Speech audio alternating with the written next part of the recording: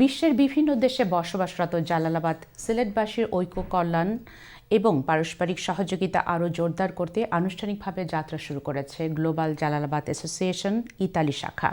রাজধানী রোমে আয়োজিত অনুষ্ঠানে ৮১ সদস্য বিশিষ্ট পূর্ণাঙ্গ কার্যনির্বাহী কমিটি ঘোষণা করা হয়েছে। নতুন নেতৃত্ব জানিয়েছে ইতালিতে বসবাসরত জালালাবাদবাসী সহ সকল প্রবাসী বাংলাদেশের কল্যাণে ঐক্যবদ্ধভাবে কাজ করবে সংগঠনটি। ইতালি থেকে আমাদের প্রতিনিধি মিনহাজ হোসেনের রিপোর্ট। আল সাফা ট্রাভেলসের ২০২৭ সালের নন শিফটিং হজ প্যাকেজ আজই বুকিং নিশ্চিত করুন।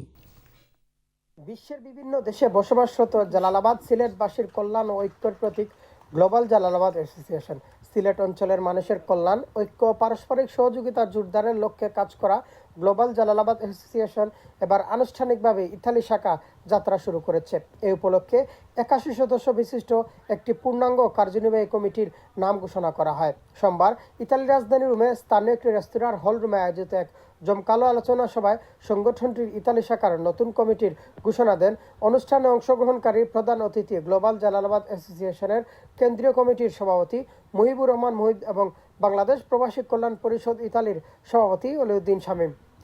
ঘোষিত কমিটিতে সভাপতি হিসাবে আরিফ আহমেদ আরিফিন, সাধারণ সম্পাদক হিসাবে শাকের আহমদ এবং সাংগঠনিক সম্পাদক হিসাবে আমিরুল ইসলাম রাসেলের নাম ঘোষণা করা হয়। এছাড়াও ৮১ সদস্য বিশিষ্ট পূর্ণাঙ্গ কার্যনির্বাহী কমিটির অন্যান্য সদস্যদেরও নাম ঘোষণা করা হয়।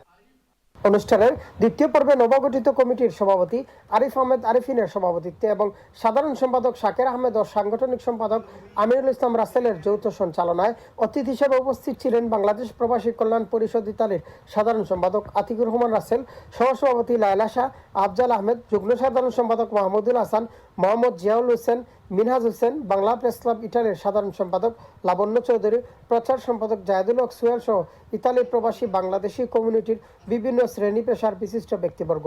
নবগঠিত কমিটির নেতৃবৃন্দরা জানান, গ্লোবাল জালালাবাদ অ্যাসোসিয়েশন বিশ্বব্যাপী জালালাবাদবাসীর কল্যাণে দীর্ঘদিন ধরে কাজ করে আসছে। এরই ধারাবাহিকতায় ইতালি শাখার মূল লক্ষ্য হবে ইতালিতে বসবাসরত জালালাবাদবাসী সহ সকল প্রবাসী বাংলাদেশের প্রয়োজনে পাশে দাঁড়ানো, পারস্পরিক সহযোগিতা বৃদ্ধি করা এবং প্রবাসে বাংলাদেশের ইতিবাচক ভাবমূর্তি উজ্জ্বল রাখতে ঐক্যবদ্ধভাবে কাজ করে যাওয়া। শেষে এক মনোজ্ঞ সাংস্কৃতিক অনুষ্ঠানের আয়োজন করা হয়। এতে সংগঠনের নেতৃবৃন্দরা বিপুল উৎসাহ উদ্দীপনায় গান পরিবেশন করেন।